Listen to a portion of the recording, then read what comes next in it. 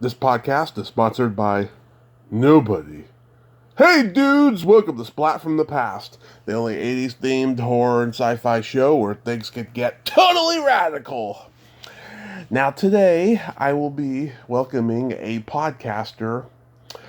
Her name is Lisa Everetts. She is the co-host of the Pop Ninja podcast, which is available on most streaming platforms. And I had met her in the Facebook fan group for The Secrets of ISIS. You know, I had interviewed, Brian Cutler and Joanna Pang, and she did as well. And she's been a very, very nice, very supportive lady. And I'm going to have her on the show today. I made an oath. I can't remember if I said it on here, but I know I said it to myself that I was never going to interview a straight up, fan podcaster again. But I'm going to make an exception today because she's been very supportive of my show and very nice to me. And it's going to be great to have her. We're going to talk about, stuff we like from the 80s and just, talk about her background, experiences going to conventions and so forth. She's based in Pennsylvania, and it's going to be great to talk to her today on July 27th. So yeah, here is my interview with Lisa Everetts. Hey Lisa, welcome to the show. How are you Hey! today? Hi, Tommy. How are you? How you doing? I'm good. Thanks for having me. Oh, absolutely. You've been very supportive of me, and I've been supportive of you. So, here we are. Yeah, cool. Now, yeah, I'm still newbie at this, so take it easy on me. So, yeah. Yes. So, do you just, I can talk a lot, so you have to tell me how long you want to talk for. Oh, just talk away. I got unlimited Talk time. away. Yes. I met you through the Secrets of ISIS Facebook group. We began chatting, and That's how we, you found me. I didn't even realize that. yeah, No. I yeah. had no clue where it come from because I post on all kinds of places and 80s related and 70s related, and I wasn't sure where we connected. So, yeah. So were you a fan of that show? Yeah, later in life, when the Sci-Fi Channel hit, I didn't even know about it when I was a kid. I knew like the Incredible Hulk and the Amazing Spider-Man and those shows in the '70s, but I didn't know about the Yeah. Secrets of ISIS. And yeah, so um, I was trying to trying to get in touch with someone from the show for a long time, and then last year I got lucky and I did. And you interviewed Brian Cutler, right? Brian, Joanna Pang. Okay, you did Joanna too. Okay. Yeah, Uh-huh. Joanna was first, actually. I talked to her first, and then Brian, and then I've tried to get the two Shazam guys that you talked to. But I Yeah. did talk to Jackson, and hoping I get to talk to Joanna Cameron in the future. And Yeah, uh, Joanna is tricky because she doesn't have, she doesn't really have like access to like. She just does her cell phone. I don't think she has an iPad too, but I don't think she has like a main computer. Plus, right, she's on the Big Island of Hawaii. She sometimes has trouble even getting a signal. She doesn't do Zoom.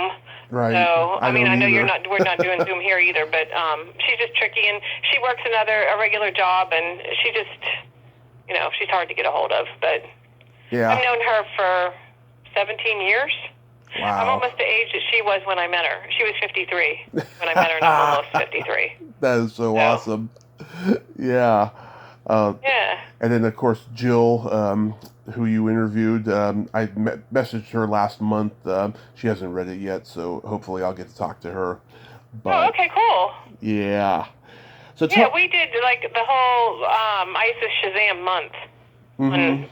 On the Pop Ninja page, like the whole month, and we did Joanna like separate, and then we did Brian and Joanna Pang together, and then we did Jackson separate, and then we did John Davy and Michael Gray together, and then we did Jill. We found out about Jill through Joanna Cameron's number one fan, Joel Gore, who just adores her, and he's on that page too. Right. And he posted pictures on there of Jill in the costume, which I didn't know that Joanna even had a stunt double until Joanna Pang and her husband Dick Atkins came to my house some years ago. It's probably been 5-6 years ago now. Wow. And she brought her scrapbook with her from the show that she kept. Joanna Pang did to play Cindy Lee. She brought me some stuff that she signed here at my house. And the scrapbook had pictures of Jill in it, and that's the first I ever heard of her. Wow. You know, and then I didn't know anybody had ever contacted her or been in touch with her, so I had no idea that somebody had tracked her down. And she was awesome to talk to. She's actually one of my favorite people we interviewed. I know. I listened. She was a professional dancer. That's what she did, and now she works with animals, and it was really cool talking to her. Yeah, I listened to that interview. She sounded very accessible and very sweet. So yeah, I really liked it.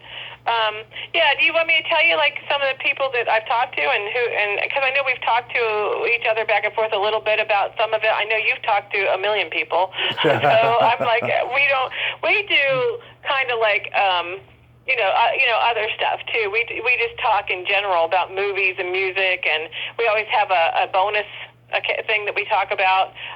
Like it's always different, like whether it's like food of the 70s or 80s or like memories, that we remember, and we try and get people to like interact with us and write about their stuff. But I don't know if you think it's hard to get people to do that or not, but I feel like it is, to get people to like just join in. We give away a prize every week too, and right. it's hard. I mean, you would think that people would tune in just to get our secret code word, every week, but. Yeah. They don't. So I don't know.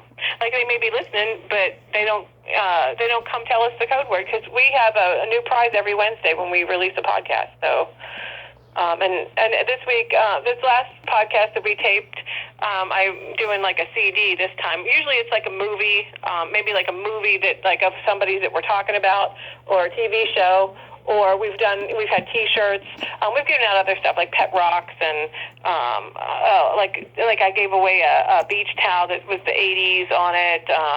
Just all kinds of different things. And we got a grand prize thing coming up that we're going to do here, like a big prize.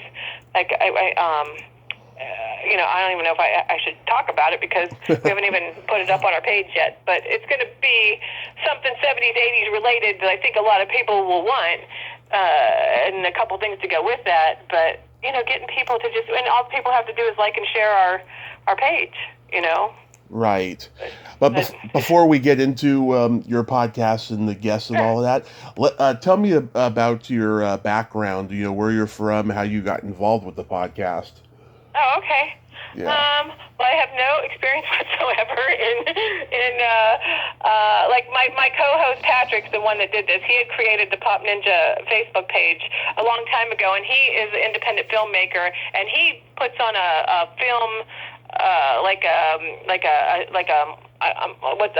what's the word for it? It's a film festival every year. Right. And he has had different people come to his film festival in Lake Charles, Louisiana, and he's had like William Catt was there from The Greatest American Hero. He had Jackson Bostwick there. He has had Michael Gray there. He had the cast of Land of the Lost, Kathy Coleman, Wesley Ure. They came to his event. And so he's been doing that stuff before me. And I know him because we used to be, like before Facebook come along, we used to like meet up on this message board called Fast Rewind. Mm-hmm. It was all like dedicated to the 70s and 80s, and they had a message board on there. I love that website, yeah. Like, my username on there was ISIS. Because of the Secrets of ISIS. And that was like 17 years ago. That was actually right before I met Joanna. Mm-hmm. And it was kind of because of that show that I ended up getting to meet her, which is a weird story. But he and I like hooked up on there with a whole bunch of other people, and we would talk in like chat groups and stuff. And we would like send each other stuff in the mail. Things like he would send me. He sent me like some stuff to do with like Land of the Lost before. He'd send me like movies that I couldn't find anymore that he had taped. Right. So we became like long distance, like almost like pen pals. And then he asked me about a year and a half, like right after like COVID got going, and I think he wanted to get that going again. And then he asked about doing a podcast, which, I've heard about people doing podcasts, but I don't even know if I've ever listened to anybody's podcast. I mean, my son has told me about some that he knows about, and some people that are like big people. I think even Rob Lowe has a podcast. So, but I never listened to any. But he said he couldn't think of anybody that he wanted to do that with more than me, because I was so like passionate about like that time period, and he thought it would be fun. And plus, I have met a lot of like celebrities over the years. Right. And Joanna Cameron was one of the first people I ever met, like as a celebrity, because she came to. I'm from. Let me back up a little. I'm from Punxsutawney, Pennsylvania. That's my hometown. I don't live there anymore. I live about 2 hours from there. But that's the town from the movie Groundhog Day. Yeah. Bill Murray. Yep. You seen that movie? Oh, many times, including the drive-in when it first came out. Oh, okay. Well, a guy I went to high school with, he was an advisor on that movie. And Bill Murray actually came to Punxsutawney, and Harold Ramis, and they did like research on the movie, and they actually went to Gobbler's Knob one year. This is like, I think, early 90s, because that movie's like early 90s, I'm pretty sure. Like, it might be like 92 maybe. I'm not 100%, but somewhere around in there. And I just, that's like was the only thing that I ever knew of, like being like famous or claim to fame was like the town I came, Groundhog. That was the most famous person I'd ever, or it ain't even a person, thing, that I ever was associated with. So, and then how I know Joanna was, I saw that VH1 was doing this thing called, like, Where Are They Now, Superheroes, and they were taping a special on it, and they said, who's your favorite superhero? And I had been looking for her for years. I had, like, looked on the internet for her, could never find any information about her, like, what happened to her. Like, she just seemed like in the 80s that she just kind of, like, went off into the sunset somewhere, Right. And I had read that she'd got into, like, the home health profession, and I only saw maybe, like, one picture of her that seemed semi-current. So I just, I didn't know if she was married, if she had kids, whatever become of her. And so when they had that thing about, write in and ask, tell us who your favorite superhero is, I wrote in and said, find Joanna Cameron. I love the show, The Secrets of ISIS, and not many people that I know even remembered it, because it was on Saturday mornings, and it was on for years, but unless you were, like, right around that age group and were watching Saturday morning TV every Saturday, you may have missed it, So they got a hold of her, and she was living in California at the time. And they sent a film crew out to the Santa Obispo golf course at the country club there. It was nearby where she lived at the time, and they videotaped that for VH1. And then somehow she knew that I was the one that wrote in about it, and we got each other's emails, and then we started writing to each other, and then we started, like, sending stuff in the mail to each other, and I would, like, send her a Christmas card, for Christmas, and send her pictures. And then, I always thought, like, if she came anywhere near me, I would go meet her. But she hadn't done, like, those shows, like Chiller, Monster Mania, Comic Cons, any of that stuff. She hadn't done any of that stuff ever. Right. And then she showed up in, I think it was Oklahoma, because Patrick drove all the way there to meet her, and that was the first event she ever did, and that was right before she came then to Baltimore. So he had met her, and I had said, like, what was she like, and he was like, oh, she was really nice, and she didn't even have, like, a handler with her. She was, like, doing everything on her own, and and I thought, okay, well, I had told her that I would be coming, but I didn't hear from her, so I didn't know if she actually knew if I would be there. Right. But we planned to stay in the Sheraton that weekend, the same place that she was at. And then I went early to meet her, and she come wandering down, the hall towards me, and I had this big basket of stuff to give her, because I brought her, like, this big, gift basket, and she said, hi, Lisa. And then she said, what'd you do to your hair? And I thought, how's she know who I am?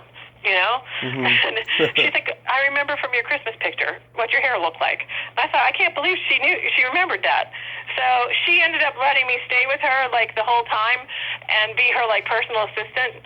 And like, because she said she couldn't even remember some of the stuff about some of the episodes. So she said, you know, I could take pictures with her and other fans, and people thought I was her daughter, and I just hung with her. And we stayed overnight at the hotel that night, and then we had dinner with her that night in the hotel. And then I met this guy at the dinner who was a celebrity photographer, and he had dinner with us too, and he videotaped the whole thing. So I have that all on, and he put it on a DVD for me and made like a whole like montage of stuff from that night for me.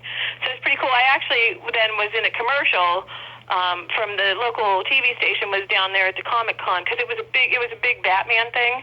It was Adam West was there, and I think Lee Merriweather was there, and Julie Newmar, and the original Batmobile was there, and that's what was kind of the draw.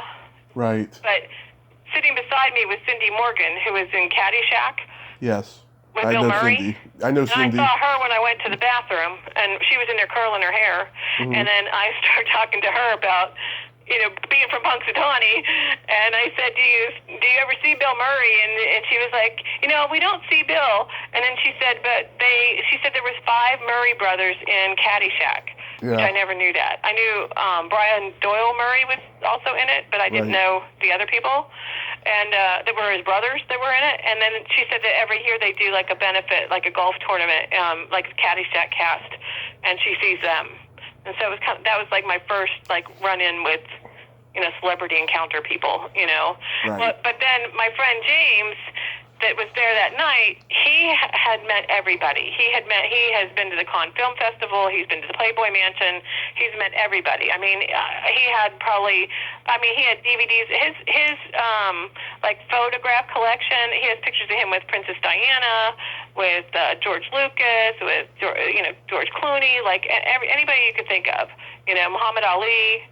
He met everybody, and he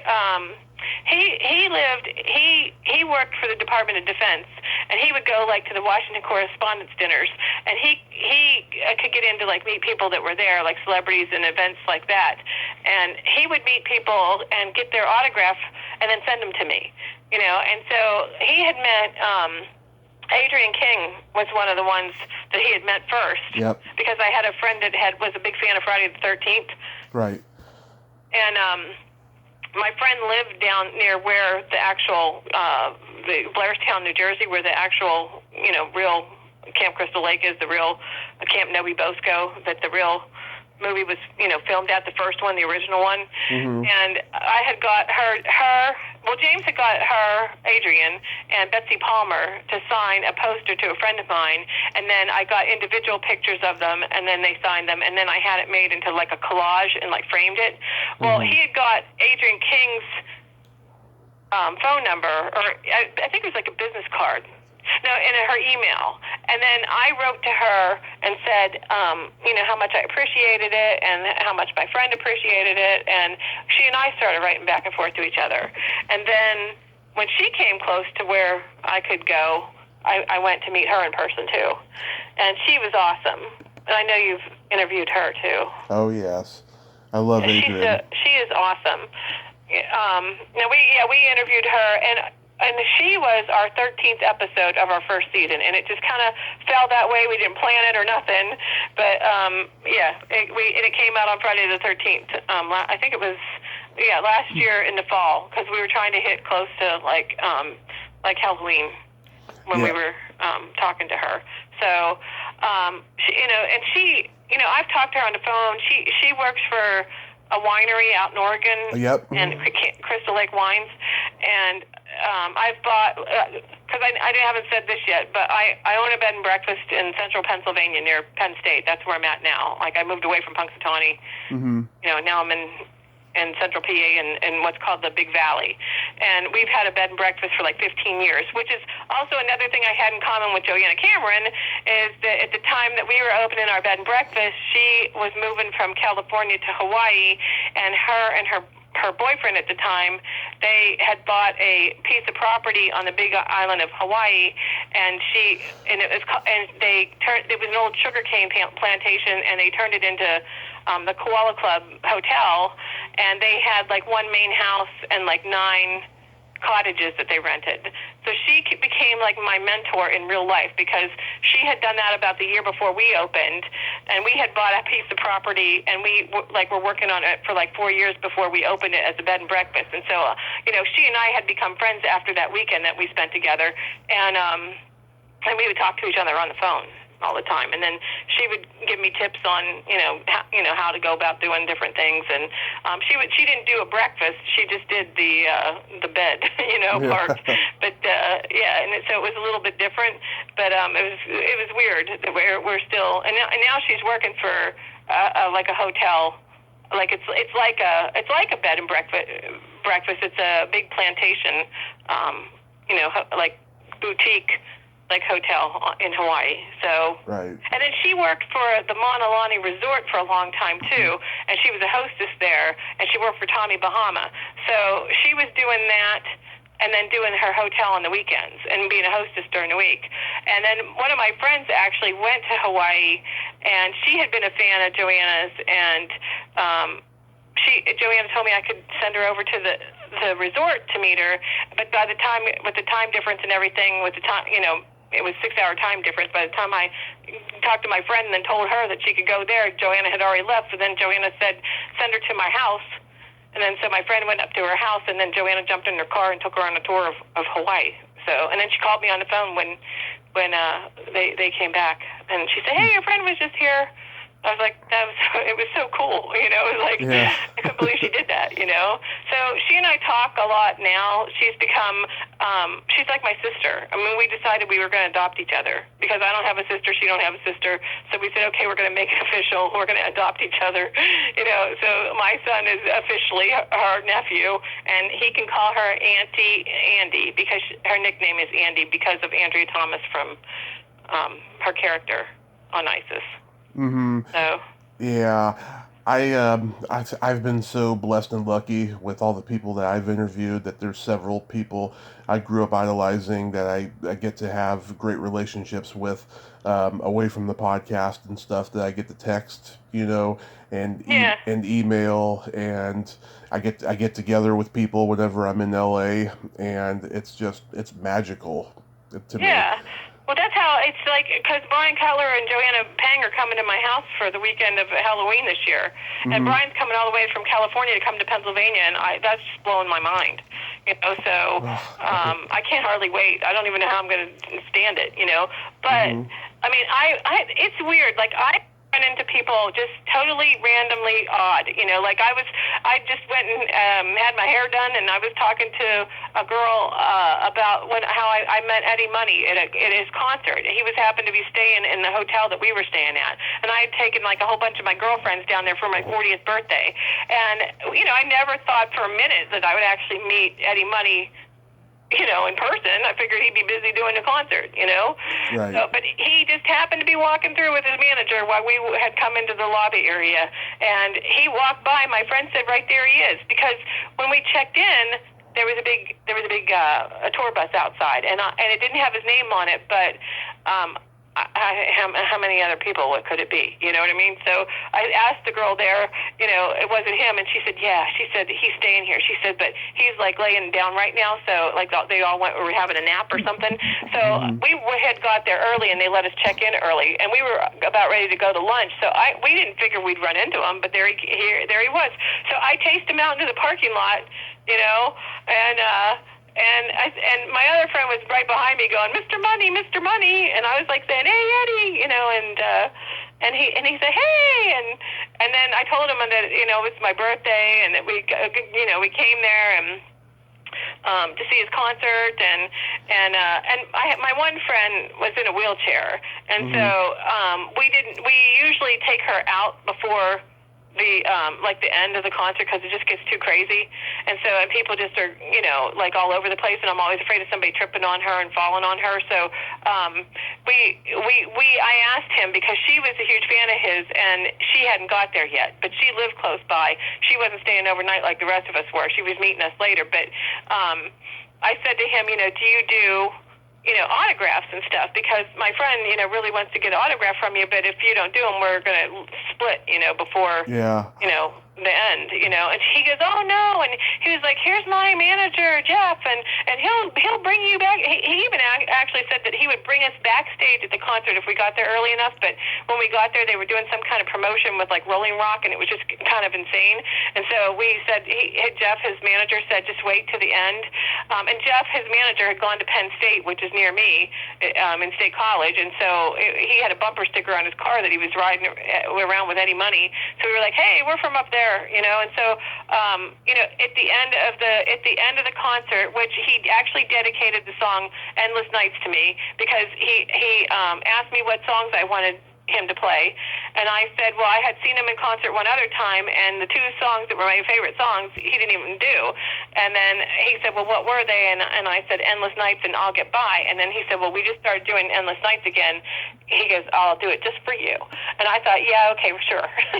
But then he did it, and then he said, this is for the girls in the parking lot, and then he said, happy birthday, and they threw guitar picks out, and we were way over to the one side, and I couldn't believe it, but I got hit like right in the head with this guitar pick, and it fell at there were two of them stuck together, and they split, and one fell at my feet and one fell at my friend's feet, and she bent over and picked it up, and I picked one up, and people were like trying to kill each other for a guitar pick, Yeah. We're like, wow, and we just it was just like the coolest night ever, because we just kept lucking out on everything. And then at the end, he does autographs, but he doesn't do photographs with people. Okay. So they said, just wait till the end, and we will. He'll come do some photographs with you, which then kind of made other people mad, because they were like, well, why is he want to take a picture with them and not us? Who are they? What's that all about? And it's like, and then they were trying to take pictures of us with him, but. Yeah, and then by then it was like there was this guy there that was like totally drunk, and he was like some heckler, and he kept bugging everybody, and they ended up tossing him out the door when we were trying to get out the door, and they took Eddie out the back, and I almost ran that guy over with my car, because he jumped out of, it was real foggy, we were up on a mountain, and he come out of nowhere when we were pulling out of the thing, and jumped right in front of my car. I was like, what a night.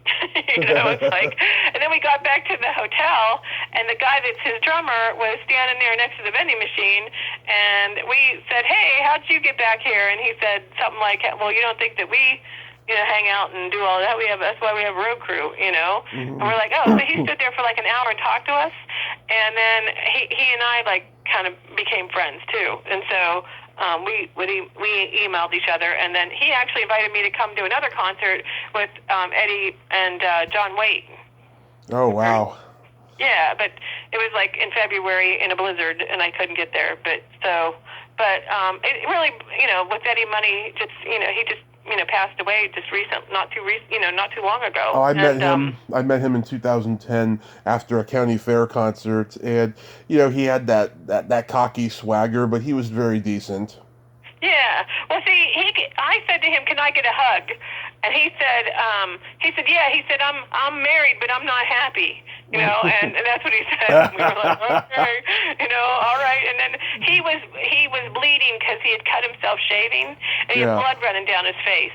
And I was thinking, I'm not sure I want Eddie Money's blood on me, because I'm not sure where Eddie Money has been, But right. I was like, "Oh, you're bleeding," And we got him a tissue, and then he was asking me and my friends if any of us had a cigarette, and not one of us smokes. And my one girlfriend was like, "Do we have a cigarette?" And we're like, "We don't smoke." It's like, yeah, and we're like, sorry, but we had hoped that he wouldn't have smoked either, but, I've smoked weed. I've smoked weed with a couple of my celebrity friends, but I won't say on the air who. Oh my, okay. Yeah. We didn't even smoke a regular cigarette. We didn't smoke or drink or nothing. And it's like, but we had fun. And then that afternoon, I had called my friend, because he had said he was going up to this place, this Penn's Peak, where the concert was, to sign like some T-shirts for. He was doing some kind of benefit for the Paul Michael Glazier Foundation, because that was Starsky and Hutch. Right. His wife had died of AIDS, and one of his children had died, and so Eddie like supported that as a charity. And so he was like, yeah, we'll get you some T-shirts. I think he thought like my friend was going to be like a young kid or something, but she's like this beautiful woman, and when he saw her in person, he was just like, oh my gosh, and he was he had been doing like some kind of vulgar or disgusting like just things like during the concert, and we weren't sure how he was going to behave, but he totally snapped out of it and was like, oh, hello, and like took her hand and was just, and I took some pictures of him holding her hand and talking to her and signing her thing, and it's like, but I called her on the phone because I knew she was out. I knew she was at Walmart trying to get his CD because she loved the song "Shakin'," Right. And I told him, she's like a big fan of this song, and I called her and I said, "What are you doing?" And she was like, "I'm at the Walmart," and I was like, "Well." And then she said, because I hope I can get him to sign it. I said, well, your chances are pretty good. I'd say they're 95%, or something like that. And we had gone up to this mansion that we were going to tour, and all these people were there for the concert too, and they heard me talking on the telephone, and they just heard me saying like, yeah, I just met Eddie Money in the parking lot, because they were like, well, and I said, he will sign your stuff, he will meet us after, and they were like looking at us like, well, how'd you do that? And it's like just being at the right place at the right time, because my one friend said, I never met anybody famous until I met you, and now you're like a celebrity magnet. And I was just like, oh, I don't know why, but we just kind of run into people, Yeah. So, and then another person that I got to know was, and that we interviewed on our podcast, was David Roya, who was in the movie Billy Jack. Oh yeah. Great movie. You know who I mean? You know the movie? I know the movie, yeah. Well, David I met him through Facebook, and then I had never seen that movie. I was never, I had heard about it, but I had never seen it. Well, somebody told me it was a really good movie, so I found it like at a flea market or something for like 50 cents on a VHS, and I watched it, and I just loved that movie. And I had never heard of Tom Laughlin that had played Billy Jack ever. I just wondered how come I never had heard of him when there was like a prequel and 2 sequels after that, and I actually recognized David because I recognized him from the 70s version of King Kong. Yes. And so I looked him up on Facebook, because I always look, I do this all the time. I always look people up from movies that are older movies to just see if they're still alive, because you don't even know if they're around anymore, And so I looked him up, and he was on Facebook, and I sent him a friend request, and then he wrote to me, and he said, anybody from Punxsutawney has to be a friend of mine, because I had a rabbit, and its name was Punxsutawney. And I was like, what? And he was like, yeah. And I said, well, why would you name a rabbit after a groundhog? And he was like, because it looked like that groundhog up there in Punxsutawney. And he said, I didn't even know how to spell Punxsutawney until I saw you wrote it, and so he said, if you find my groundhog, or not my groundhog, if you find my rabbit, he said, let me know, because it ran away. And I was like, and I didn't have any clue where he lived, it's like, I thought he was out in California, but he's in New York. So I thought, well, it would be like the incredible journey if it made it to Pennsylvania, but then he and I started talking, and he's big into yoga, and he had a girlfriend at the time that he had just taken to a yoga retreat, and he hated it, and I said, why don't you come here? I set up a bed and breakfast. I'll make an offer you can't refuse. And he was like, what's your offer? And I said, you can stay for free for however long you want. Just bring me a signed poster from the movie Billy Jack. And he was like, you got it. So he came, and he brought me all this. He brought me a whole big basket of presents and all kinds of stuff, and it was awesome. We had a great time. Like, he brought his girlfriend Kathy at the time with him, and we just had a blast with him. So he was just on our podcast too. We've done. We haven't done we're still working on the interview stuff. I have like some people that I know that I have coming up that we want to schedule for interviews. But my favorite movie of all time is April Fool's Day. Yep. I don't know if you've seen me talk about it or say about it. I've talked to Deborah. I've talked to Ken. Yeah, that's right. Yeah. That's right. Yeah, you were talking to her when we were talking to Ken. That's right. Oh yeah, I've talked to Deborah 4 times on the podcast. She's a good friend of mine. Deborah Goodrich? Yep. Yeah, I love her. She invited me to come to her. They were doing a thing in Connecticut at her movie theater that she has, the Avon. Right. And they were having like all the girl members of the cast of April Fool's Day come there, and she said, "Come," but it was with me doing the bed and breakfast. I don't get I can't just take off and go places. I have to plan it in advance and. It's tricky. So, but I would have loved to have done that. I've met Deborah Foreman, though. Did we talk about that before, ever? Yeah, I thought we did. I'm like, I'm kind of flashing back to that, and yeah. I think you had asked me, like, one time, was there anybody maybe that I was ever disappointed in or that I ever met? Yeah. One of them. Oh, I'll tell you mine. I'll tell you. And it's just, it wasn't that I was disappointed in meeting her when I met her. It was talking to her later. Yeah. It was like, She's a strange one. I don't know what her trip is. But I've had... Yeah, she's got real religious now, and she's in Texas, and I don't know what she's doing. But I had bought some jewelry from her because she was making jewelry. Mm-hmm. I had bought like a set of earrings and a necklace from her, and so I just wanted to buy it to have it because she made it, and right. But then she was doing some strange way of promoting stuff, and I was trying to say, why didn't she go like on Etsy and stuff like that to try and put her jewelry on there, and she kind of got offended that I was trying to give her advice, and I was just like, okay, she's a whatever you're doing, strange person. Ken, my friend James, had met him, and I had wrote him a letter and had given it to James to give to him, and then he and I hooked up on Facebook, and me and Ken have been talking like back and forth for years before he ever, did the podcast. Because I had no idea years ago when I was like meeting all these people that it would ever come in handy for like something like this, to have connections with people and talk to people. Because who knew, the podcasting would even be a thing, Right. So, but Patrick knows a lot of people too, and we're hoping like to get like the cast of like The Land of the Lost, like that's one of the people, and I know Jill Schloen really well, Me like too. from the Stepfather movie, and I've met Jill.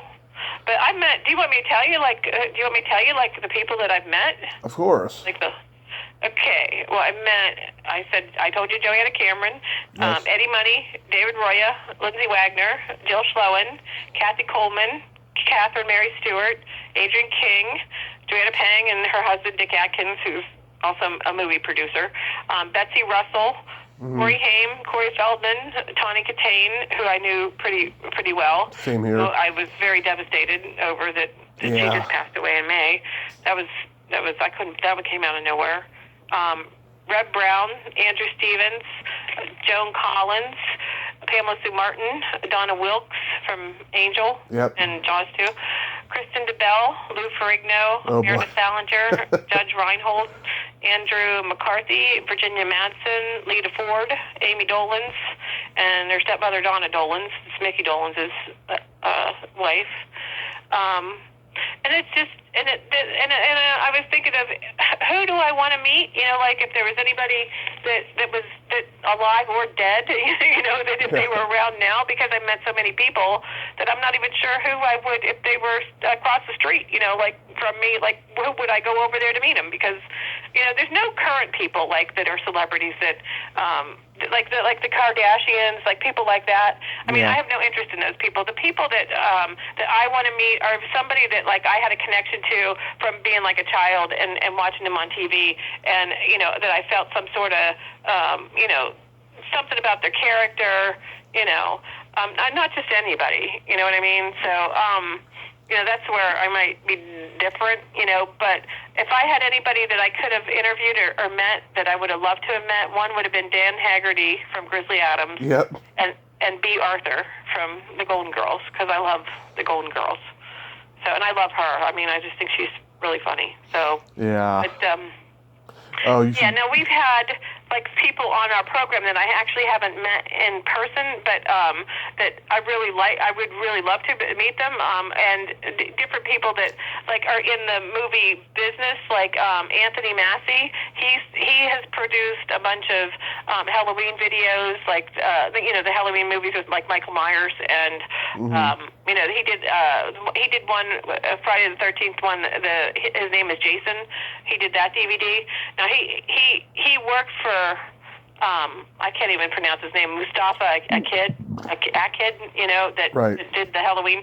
Now he used to do his website. Now I talk to him a lot, because we both like cooking and have other things in common too. But he also is a magician, and so that interview was really fun with him. And then a friend of mine was a big fan of Karen Scioli, who played this. She's a horror host. Yeah. It was a TV show called Saturday Night Dead. She was a horror host. Like Elvira. You know what I mean? Yeah. Like how, what's his name, like Elvira. Like Elvira, people like that, She was like that, but she played Stella, the man-eater of Mauchunk, which was it was taped near the Philadelphia area. So she was like a local celebrity where my friend Mary lived, and Mary just loved her. And we had her last Halloween as a guest, and that was really fun. And I really like her.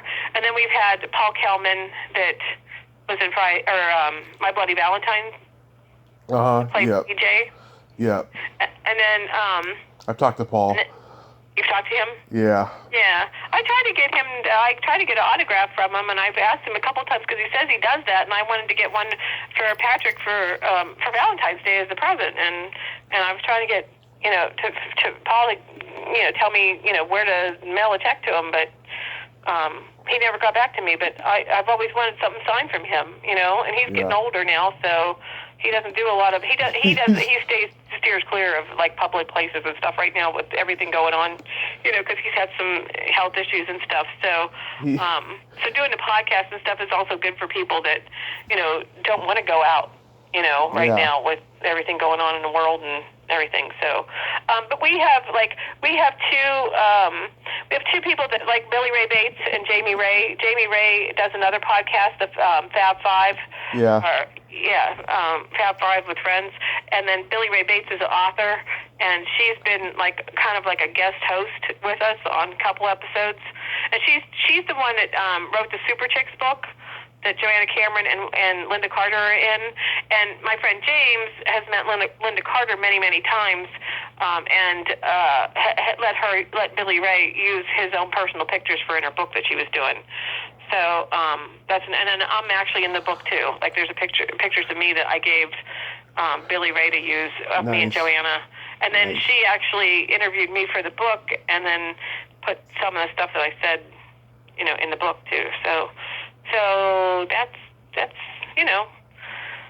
that's like it's fun. Don't you think it's fun? I love it.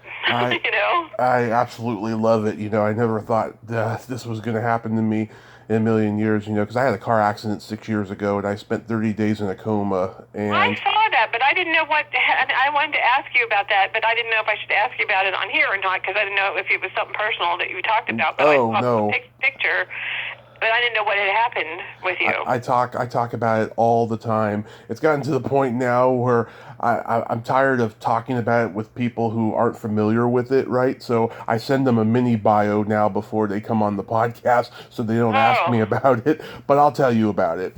Yeah. Okay. So I was a stand-up comedian in the Bay Area, and I wanted to be an actor and all of that stuff. But I fell down a rabbit hole of drinking for a few years, and it was an alcohol. What year were you a comedian? 06 to end of 16, and then I tried to come back a little bit in early 18, and then I was just like, nah, I'm done. That's actually how the first, that I have to say that I had a friend of mine that's a stand-up comedian. His name's Eddie Brill. Oh yeah, I know who him? Eddie Brill. I don't know him personally, but I know who he is. You do? Okay. Yeah. Well, I was his travel agent. Like back when I was 21 years old, he came to the college near the town that I lived in, and I booked his travel arrangements. And he and I became really good friends. And then I went to New York to see him because he was back. He was living in L.A. at the time, and then I set up his ticket in a way that he got a free trip to New York out of it because it was easier to do it the way I did it than for them to do it like for one night, and back to L.A. So he was so appreciative. He invited us up to the college, me and my friend. It was my roommate to see a show, and then we went to New York, and then we went to Caroline's. Mm-hmm. Do you remember? Nice. Do you remember that? It was a big comedy club. Caroline's Comedy Hour, hosted by Richard Jenny. I used to watch it on A&E all the time when I was a kid. Carol Leifer? Carol Leifer was on there. Yeah. My friend Steve Pearl was on there. There was a lot of great comedians. Do you know John Mendoza? I don't know him personally. I know his comedy. Yeah. Yeah, when we were there, he was one of the people on there, and Eddie is like best friends with Dennis Leary and Colin Quinn. I actually got to talk to Colin Quinn on the telephone. Really? He called him on the phone from his apartment, and Colin was on that TV show Remote Control that was on MTV. Yep, I remember.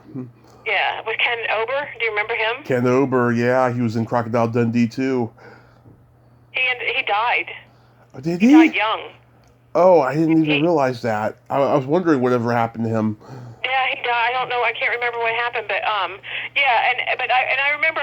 I think Colin is one of the first famous people I ever talked to, and I was only 21 years old, and Eddie called him on the phone, and I remember memorizing his phone number in my head, like as if I'd ever call him on my own, like just for the heck of it, but I never would have, but I remember him asking me, hey, so what do you do up there in Punxsutawney, and and I was like, nothing, I didn't know what to say, and I was just like kind of tongue-tied, and I was, but he was really nice, and he was funny, and and then Eddie came up to Punxsy. He did a benefit for the women's abuse shelter up there some years ago, it was in the early 90s. My son was like 3 years old then, and he did that as a favor, like to me, and they raised like $10,000 in like one night for the shelter. But he had just come from like the Cayman Islands then, and he had just started working for David Letterman. He booked all the comedians for Letterman for 17 years. He worked with David Letterman. Well, that's where you might know him from. Interesting. His first job was as a warm up an audience. He did the audience warm up for Saved by the Bell. Oh, really? Yeah. Oh, that's crazy. And then he did all the comedy things, and now he lives in New York now, and he does like acting workshops, and he still does stand up. And now I have a cousin. His name's Danny Long, and he's doing stand-up comedy in Florida now. So when you said about the comedy, I think I saw a picture of you doing the comedy. I thought I got to tell you that too because I have a connection to that. Yeah. Yeah. So let me finish. So it was just another night of drinking. A lot of ominous things had been going on in my life. I'd been homeless for a year. My best friend he'd been killed in a car crash the week before Thanksgiving. Oh my God. This was January when mine happened. It was just a lot of gloominess going on, and it was a very ominous day. We just went up to the city and went to a couple strip clubs, and then we went to this karaoke bar, and then everything blacked out from there. And I next thing I know, I remember we're in the middle of the road. My hand was all tore up from the windshield. Were you driving? No, he was. I fell asleep in the passenger side, and he fell asleep at the wheel. Oh my God. Yeah. And what about your friend? He got a broken arm and a broken pelvis. I just got everything wrong with me. I mean, I should have been dead, but I survived. And yeah, so I woke up in the hospital. That was the last thing I remembered after, my hand all tore up, and then we're trying to like move the car to the side of the road and stuff. It was crazy. Well, do you have family out there? I mean, why were you living why were you homeless? Why did you not have anybody out there that any family, any friends, anybody that could have helped you through before that happened? By that point, I had a lot of enemies because I was just a bad drunk person, and I did have family members. So what happened was, in 2005, my mom's boyfriend lost his job, lost custody of his kids, lost everything, lost his mind pretty much. He went out to Arizona and he bought a house there. And we moved into the house. For 3 months, I was there and I left. I just could not handle just how mean and abusive he got. He was just a different person than he had been. And they'd been together for 10 years up to that point, and he was just a lovely guy. I considered him my stepdad, you know. And how old were you? He was a great guy. I was 23, going on 24 at the time. So I leave. I come back to the Bay Area. I get a job at this bar that I was doing open mic as a comedian as a bouncer. And I'm doing that for 2 years. Things are great. I lose my job. That's a whole other story. And then I'm depressed for a while. And then the ex-boyfriend sells the house and comes back to California, and he lives with us. And little do we know, he developed a drug addiction. And so he embezzled money from us. And next thing you know, we were homeless in the end of 2013. Are you talking to your mom too? And my mom too. My mom was living with us, yeah. And your mom was homeless too? She was homeless too. She was living, at my brother's, my uncle's, in her car primarily. I was, sometimes in the car with her, but I was also crashing in people's places. I lived in a couple group homes for people with disabilities, which, if you've seen any of those movies that have come out lately, like I Care a Lot, and then the one about rehab, those are pretty dead on accurate. Those programs are set up to make the state look good, but they're really abusive places. I'll tell you. I worked in a group home a long time ago for Goodwill Industries, and it wasn't. Yeah. I don't think it's the same type of group home. These people were born with severe not like behavior or mental issues, but like birth defects and things like that. And it was very. Yeah, it was very. I couldn't have done that for a long time. It's like, yeah. I mean, there was no abuse going on where I worked. I mean, except there was an incident one time with somebody restraining a resident, overly restraining them and Right. putting their knee on them, like George Floyd, that kind of thing, and they got fired. It was at a picnic, and the person was very combative, and they restrained him, but. It was a very tense place to be. You know what I mean? Because the people with behavioral issues will throw a fire extinguisher at your head. So, oh yeah. I got assaulted by this guy. This guy, he had severe mental issues. I'd be sleeping and he'd be punching me in the face while I'm sleeping, and oh my God. he had to be restrained, and that went on for a while. And I finally got to the point where I said, "You better tell them to knock that effing stuff off," And then, just before I left that group home, I was merely sexually assaulted, and I've talked about it many times. And then I went to another home, and it wasn't as bad, but there was a lot of bad stuff there. Where are you living now? How are you doing? Good. So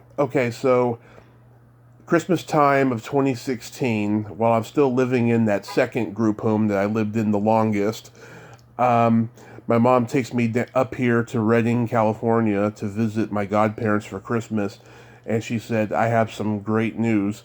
She's like, I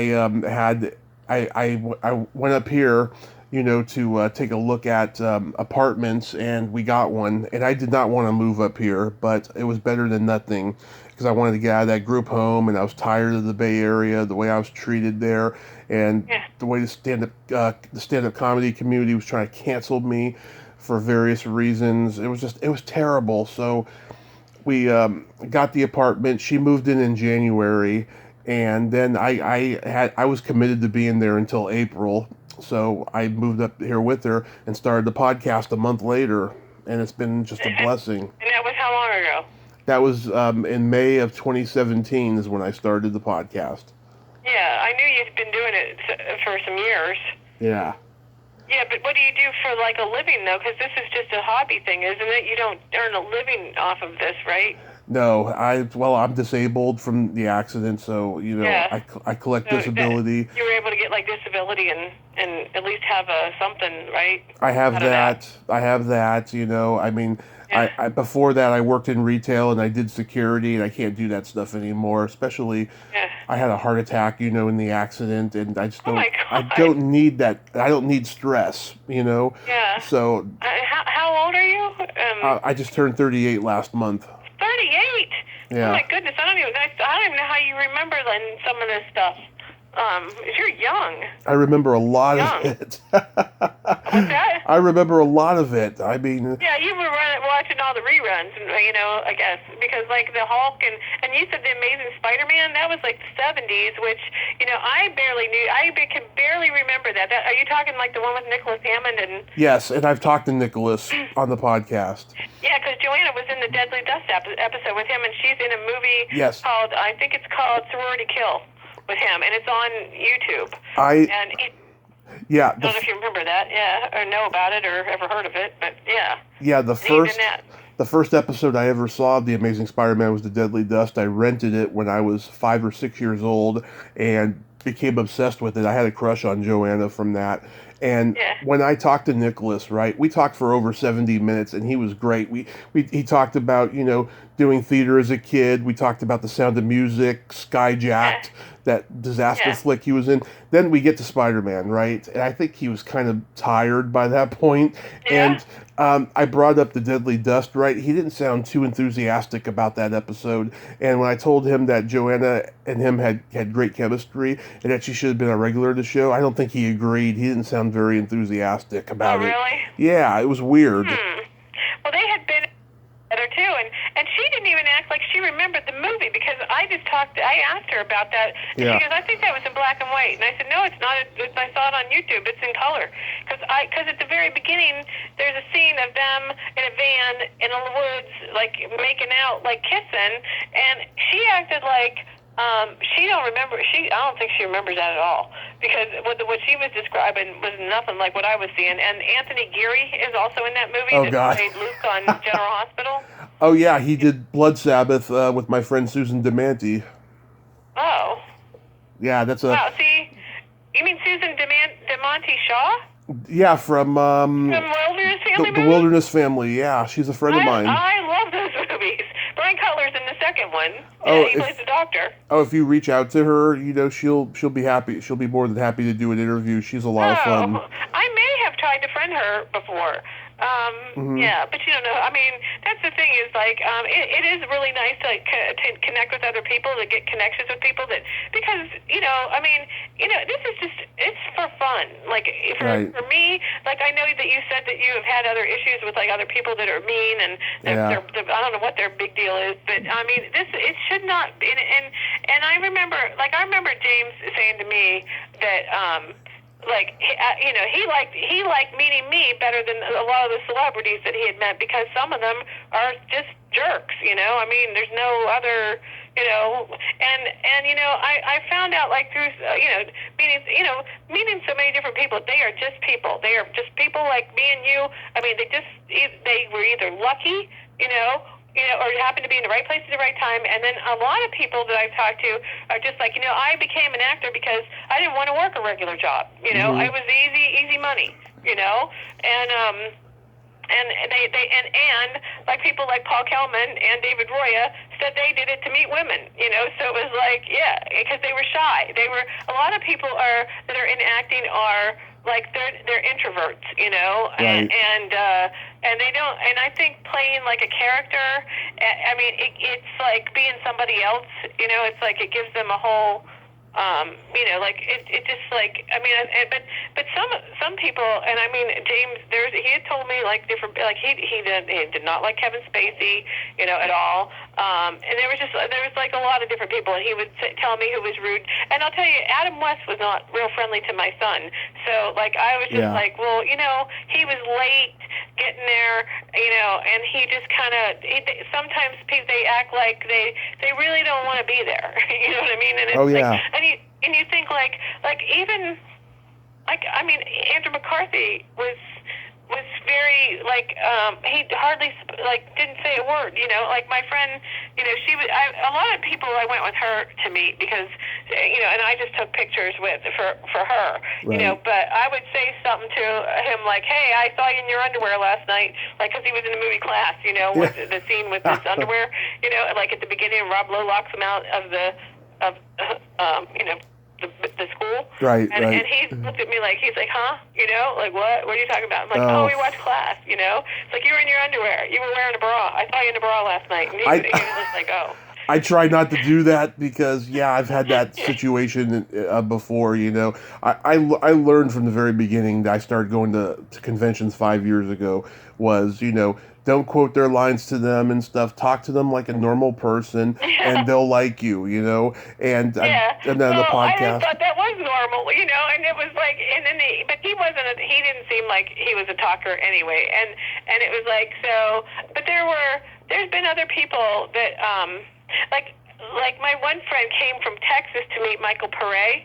Yes. From Eddie and the Cruisers. Yep. Love him. He was dressed like him, and I just thought like he when he walked up to talk to him, he just completely could not talk. He could not speak. He could not say anything, and he was just like holding his record, like hair, and it was like, and I said to him, I'm like, hey, my friend Wes here, he come all the way from Texas to meet you, and because I thought, if you're paying to meet somebody and you came all that way to meet somebody, they should know that how much you thought of them, and how much that means to them, for you to talk to them. Because if it was me and I was famous, and I'd be like, Adrienne King is probably one of the best people I've ever seen speaking to her fans. I mean, Yep. She is just. I mean, when she knew I was coming to, she was. I think she had not realized the cult following that she had, because she's the sole survivor of Friday the 13th, because she is the number one, and it's like, and so I think she kind of went off and started doing looping stuff and got out of acting because she had a stalker after Friday the 13th Yes. came out, so she got away from that stuff. Well, then when she started coming out to these events and stuff like that, it got her back into the whole thing and seeing how many fans she had.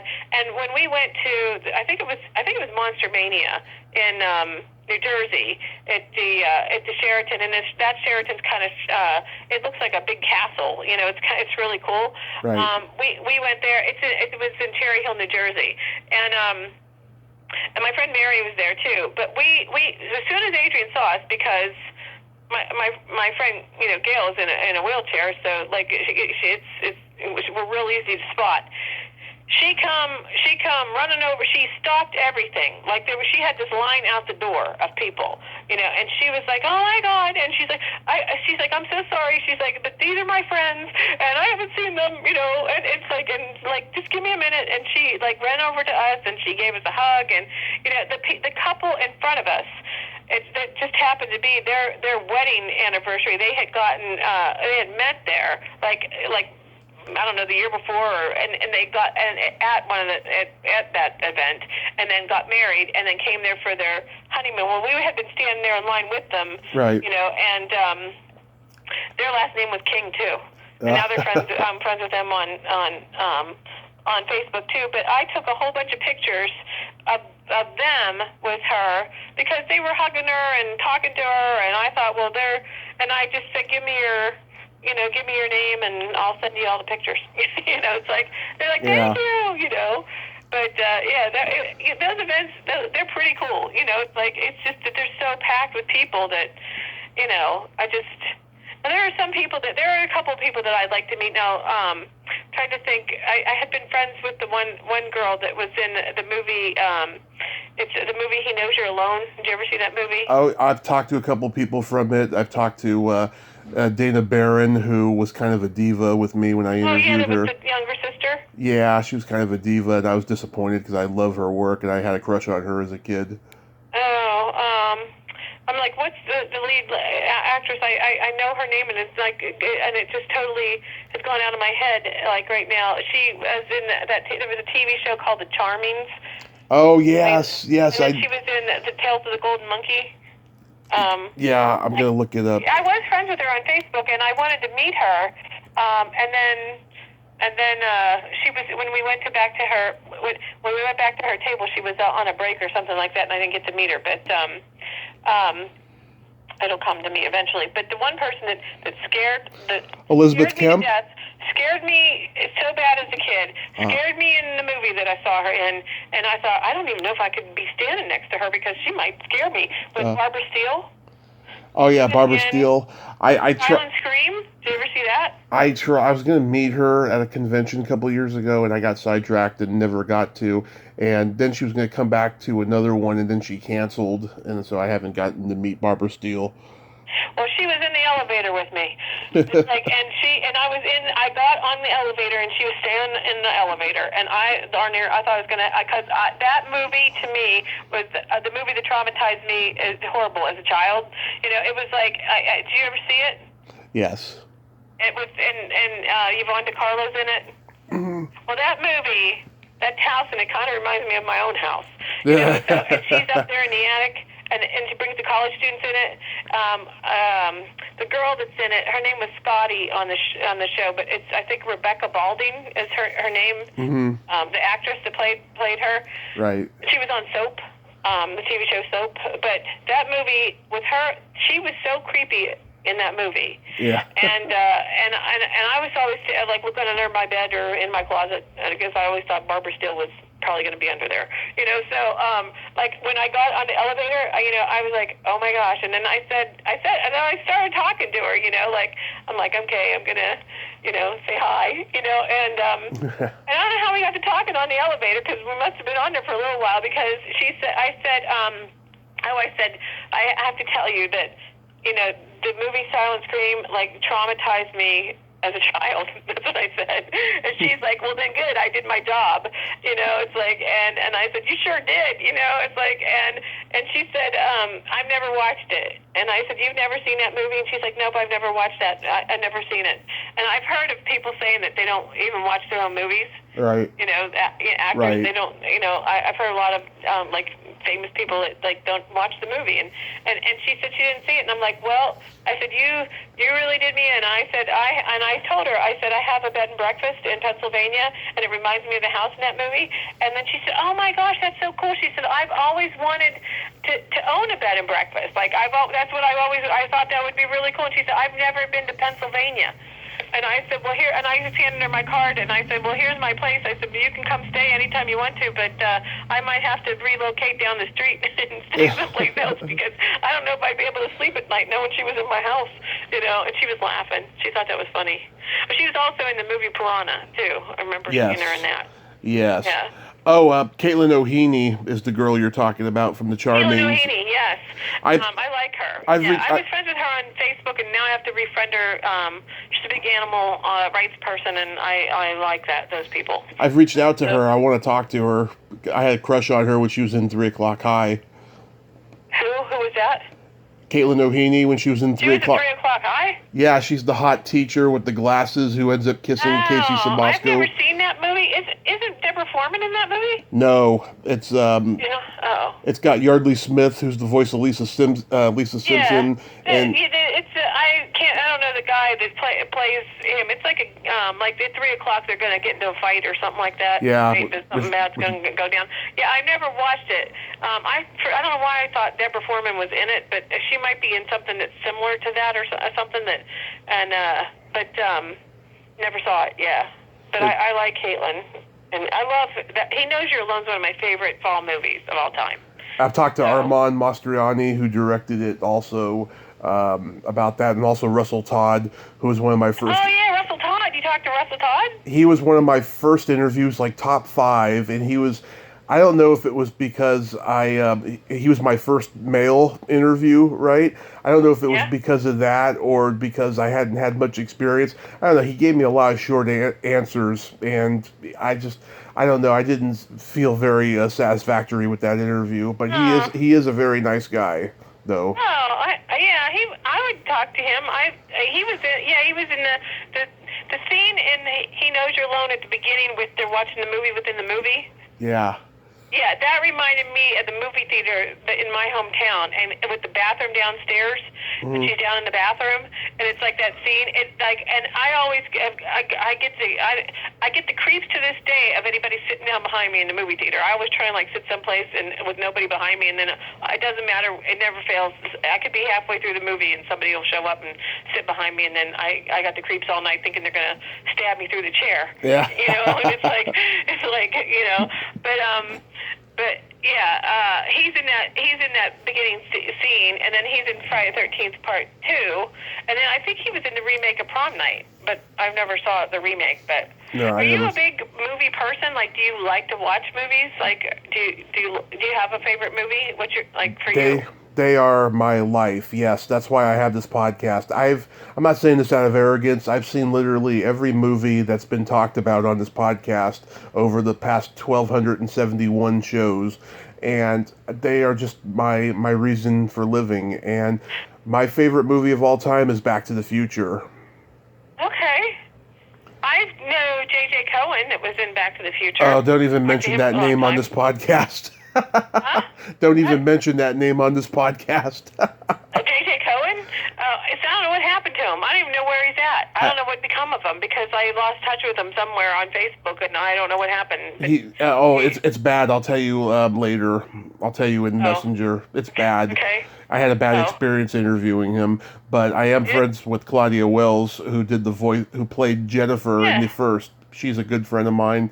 In fact, I just sent her some dirty jokes on her birthday a couple of weeks ago. Yeah, see, JJ was in Fire with Fire, and he knew I was going to meet Virginia Madsen, and he called her Ginny, instead of or no, he called her Gina. That's what he called her, and he said, "Tell Gina I said hi," or something like that. I'm like, okay, so I told her, the only person that I really kind of got like a bad taste for, like that I talked to was like Betsy Russell was like really and it wasn't that I didn't like, she was real talkative, like she was talking to us, and we got a picture with her and stuff, but like I said something about like, oh, she looked fantastic, she was like in great shape, and she's like, well, I work at it, and I'm like, okay, and it's like, and she just, I don't know, she just was kind of snarly, and I thought, and then I don't know, her pictures were kind of expensive, like to get a picture with her, and like she would only either do a picture or an autograph. So I got a picture with her, but I didn't get an autograph of her. Like, you had to pay for the autograph separate from the picture. Right. And I always thought, like, that if you got a picture, they would take a picture with you, too. If you got an autograph, they would just automatically let you take a picture, Yeah. But some don't. And she wouldn't. So we were like, okay. But I was talking to her handler that was sitting there, like, holding her spot for her, because I don't know where she was. She was out doing something. And we talked to the girl that was, like, sitting there, like, holding her booth for her. And that girl had, like, been the handler for Natasha Kinski, who is in Cat People.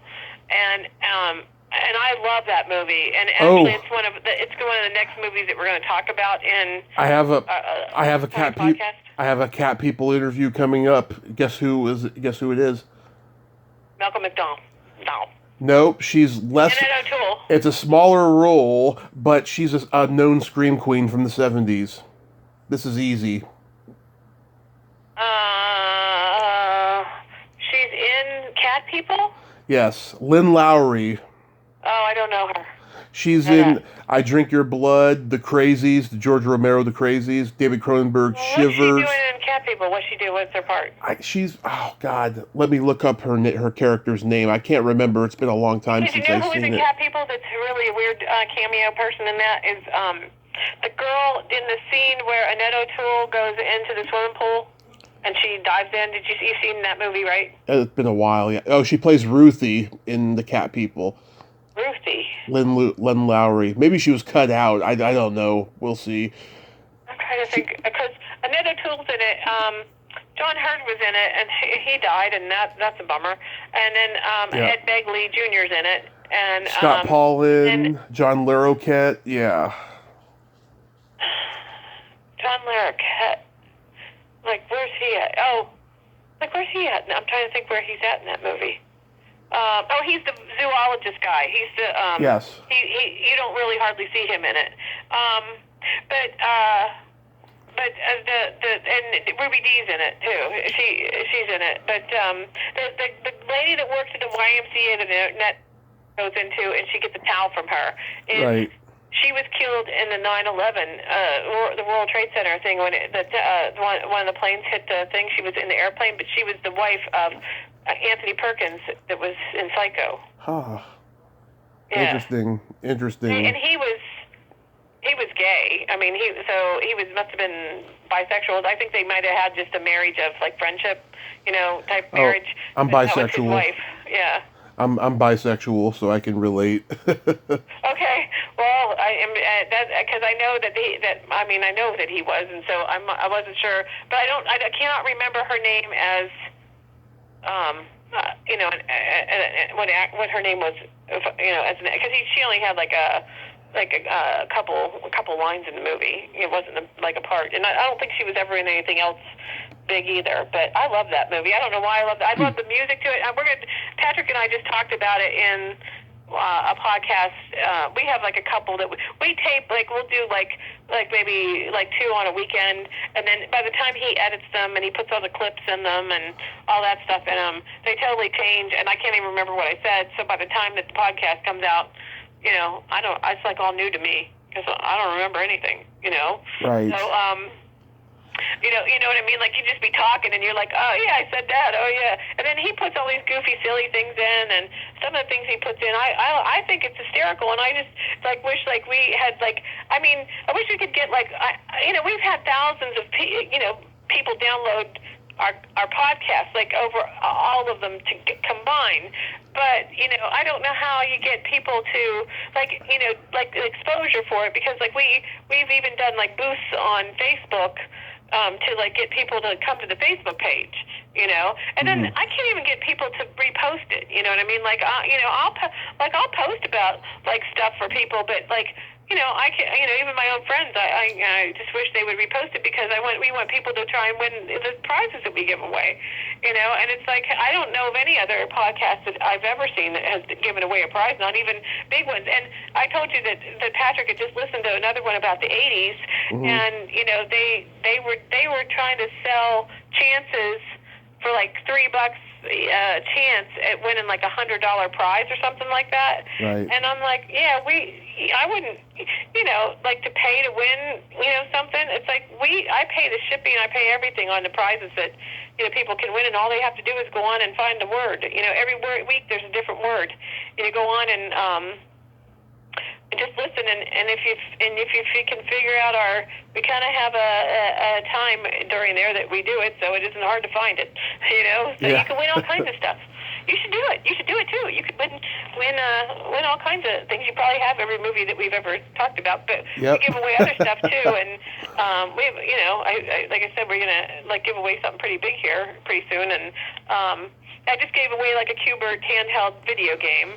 And, I'm giving it, we just talked about Rod Stewart in one of our upcoming podcasts, so we're going to give away one of his CDs, which I don't even know if people do CDs anymore, Yeah. But I thought, we'll go do some music, because we have Patrick come up with this whole thing of one movie, one TV show, one music, then a bonus, and then we each have one. And so our show lasts, it can run a long time, and I figure, as long as who cares how long it runs? If people want to listen to it and then come back to it, I listen to our own podcast when we're driving somewhere. It's I put it on iTunes and listen to it. So and it's and by the time we're done listening to it, we're wherever we have to be. So. Yeah. I know that do you know how many people you have following you? Do you even have a clue?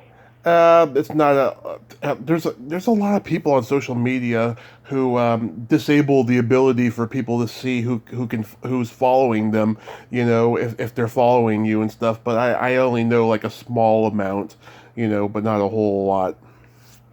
Yeah. Okay. Yeah. Wait. Yeah.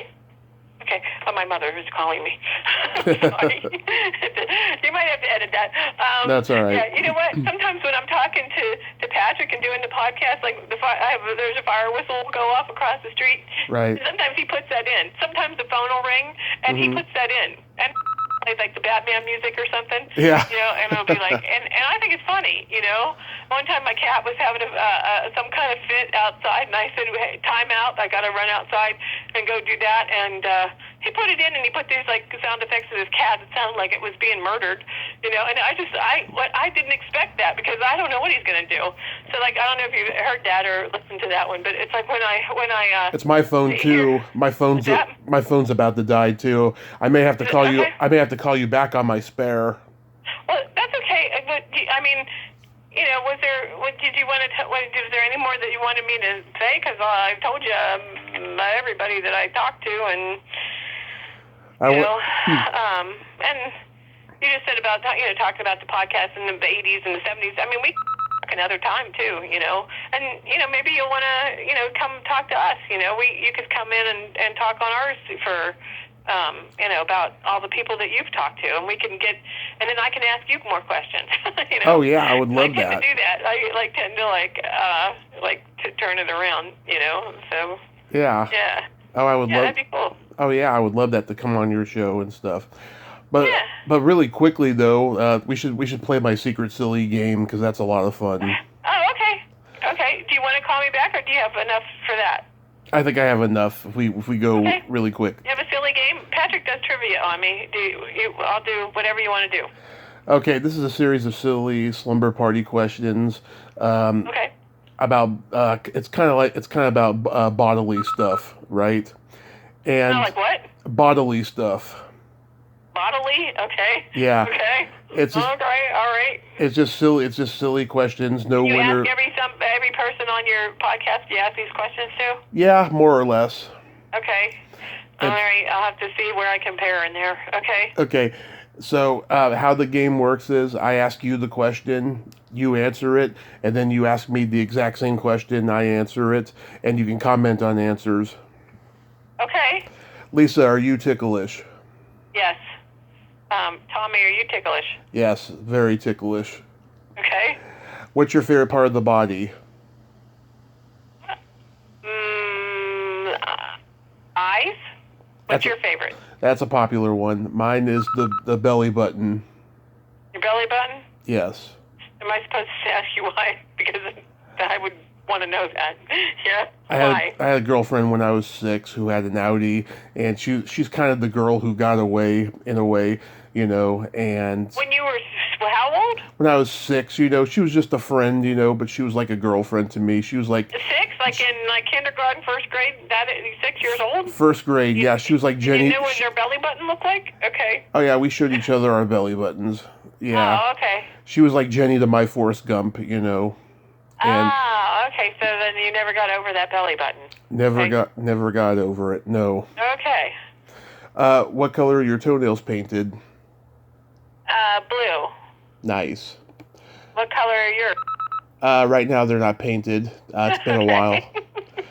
Do you paint them? Yeah, I like to go like sparkle colors, you know, with something really? something For real? Okay. something decorative. Right. Okay. What would you say is your best personality trait? I'm very empathetic to anything. I agree. About anybody. Mm-hmm. I agree. What about you? I have empathy too, and I also have no filter. No filter? Yes. Like you just say whatever? Exactly. Okay. Well, I kind of do have a filter. I feel like, if I said everything that come into my head, I would, be dangerous. Yeah. Okay. And then my favorite question, is there a stinky smell that just makes you gag? Oh, stinky smell. Rot, something dying, something, something like rotten food, a rotten person, a rotten dead animal on the road. I don't like diesel fuel, gasoline. Right. Makes me sick. I got like sick driving behind a truck one time, and I never liked that. What about you? It's either farts or feet. Okay. F and F. Yeah. Okay. Anybody who has kids can relate to that. I don't have kids, but I know a lot of people who do. Smell one of those. So Yeah. I don't know how many things you can list, but yeah, those are. I don't like either one of them either. So yeah. Did you like playing that game? Did you like playing that game? Yeah, that was fun. Yeah. Nice. Yeah, Patrick's always asking me questions that I have, like, to movies that I never even heard of, because half the his movies, we are living, he and I are polar opposites of, like, the 80s. It's almost like he is in another dimension of the 80s that I've never even knew existed, because his stuff is, like, they're all alien-related, spy-related, and I'm, like, mainstream, like Mr. Mom, Tootsie, yep. Like, those kind of movies, and I like horror movies, but I'm, like, Prom Night, Carrie, Halloween, like Pumpkinhead, and totally different. So I love them all. Yep, all. I love obscure. I love mainstream. I love them all. You do. Okay. Do you see, I'm going more backwards in time with movies, like to the 30s and 40s, and I love, like, that era. If I could, do, I love, Joan Crawford, like Betty Davis. Those are the people that, I wish, if I was wanting, Jimmy Stewart, Cary Grant, that time period, those movies, oh, yeah. I love those, too. Marilyn Monroe, all